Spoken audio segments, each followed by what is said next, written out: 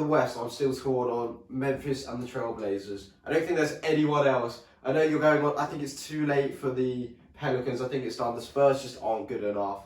And with Dame, you never know. But I still expect Memphis just to clinch it. And I'll tell you why. The whole year we've just been, they're not going to make it. They're not, but they're still here. Yeah. Yes, they have 3 very hard games coming up. They've got the Clippers, the Lakers, and the Rockets. But then after that, they have Atlanta, they have the Suns. They've got some nice runs coming up. But I still with Ja Morant, who I'm just so high on. I just see them making it. I really strongly disagree here. Obviously, I'm a Pelicans fan, so I may be going more with my heart here, but the gap at the moment is only like 5.5 games, which is quite a lot. So the Pelicans, one thing I will say is they can't slip up. They have to. They got the Blazers on Saturday. Yeah, they're 3-0 against Blazers this year, so they're just going to make it 4-0, so I'm not worried about that game. Because I think one thing we've seen so far, they're 2-0 against the Grizzlies, they're 3-0 against the Blazers. It's not even a debate who's the best team out of this bunch. It's just if the Pelicans can make the gap and if they can stay healthy. Obviously, we've seen so far, for the rest of the year, the Pelicans have the easiest schedule in the league. They have a few games against the Lakers, but if you see their last 17, it's winnable. Yeah. Do you know what I mean? It really is. You're seeing a lot of like the Atlanta Hawks and the Cavs and the Warriors and just a lot of poor teams where they should just stack up the wins. And like you said, the Memphis Grizzlies have a lot of difficult games going on. They have the hardest schedule in the league. So you point out a few of the hard games. That's the only few they have because of the easy games, because they have a lot of hard games throughout the rest of the year. So, and they have to be very good. And they've been amazing this year, and Jar's been great this year, and I'd actually be happy if they did make it. However, at the same time, does anyone else want to see the Lakers versus Memphis in the 8th seed? No, it's just a boring matchup, and I think they'll sweep whoever makes the 8th seed. Let me just say that. However, B.I., Lonzo, Zion against LeBron, we want to see that. Bit of a revenge game, yeah. It's if the Lakers get the first. And I just think we've now seen Zion really come into his own. And when the team has been able to play together, they've been brilliant. And for me, I do think they will clinch the 8th spot. I think it'll be close, but I do think they'll clinch it. If Zion was fit at the start of the year, I'd be like, yeah, they're making it. Great. I think it's too much now. I think 5 games is a lot for them. They can't slip up now. But we'll see what happens. Well, one thing I will say for the player development of these guys which is fun because this is almost like every game is like a playoff game. Yeah. You know what I mean? You can't.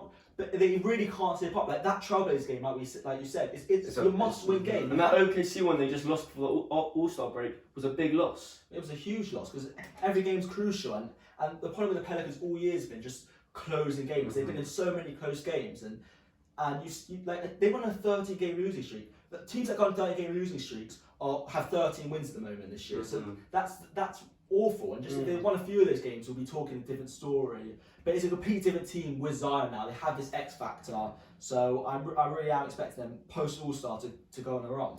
Look, the one thing I'm certain of is that the Memphis Grizzlies will not be in the playoffs. They will not secure that 8th seed. They have the hardest schedule left in the NBA. They've had a great year so far. Jar's been incredible.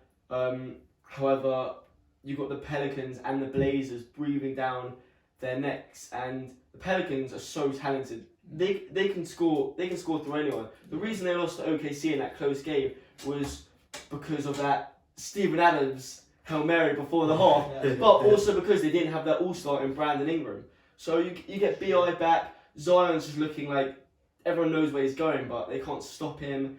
And then I also look at the Trailblazers, and they've just been a weird team. You got Dame, who if he just tries to take over, it's like when Harden is just getting all those points. That's what Dame has to do with the Blazers. Blazers also have a very easy schedule. Let me just add on to that, please.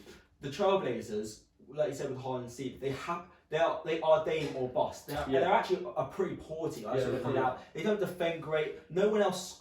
CJ's actually been pretty inconsistent this year. We just get you 17, but not actually help. Melo puts up numbers, doesn't do too much on the defensive end. They're actually a poor team. And when you see the other night against the Pelicans, Drew's on Dame, locked him up pretty much, and outside of Dame they struggled to score. So if the Trailblazers are going to make the playoffs, Dame's going to have to be 40 Yeah. points, 50 points. They Yeah. can win on that streak, and that's the only reason they went on that streak. And it's just it really is unsustainable. The best players can't sustain that. So for me, I just don't think they have enough talent to make that. And spot. if you just look at the second half and the closing stages of the season, you've got the Grizzlies who have the hardest schedule left in the NBA, and teams need wins now. At the beginning of the season, it's like people be resting or just or not really be like that locked in. But now it's people are fighting for seeds, and if you look at some of these positions, teams don't want to be involved with certain teams in the first round, so they're going to want to win. And Grizzlies are going to have some dogfights if they want to keep a hold of that 8th seed. But last point to make for the Grizzlies.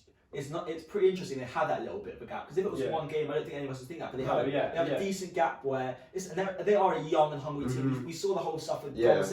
They're not afraid to say what they feel and put themselves out there, and it isn't just Ja Morant. They've got Dylan Brooks, Brandon Clark, Jaren Jackson Jr. So there's talent on that team outside of Ja. So they're a talented team, and they fight so hard. They're down 20, they bring it back. So even though I'm not picking them to make the playoffs, they're going to make it close. It's going to be.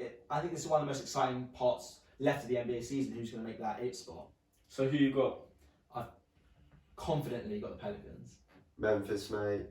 I'm 50-50 between the Pelicans and the Blazers, but I'm going to go Pelicans just based on that talented roster. Way more talented than the Blazers.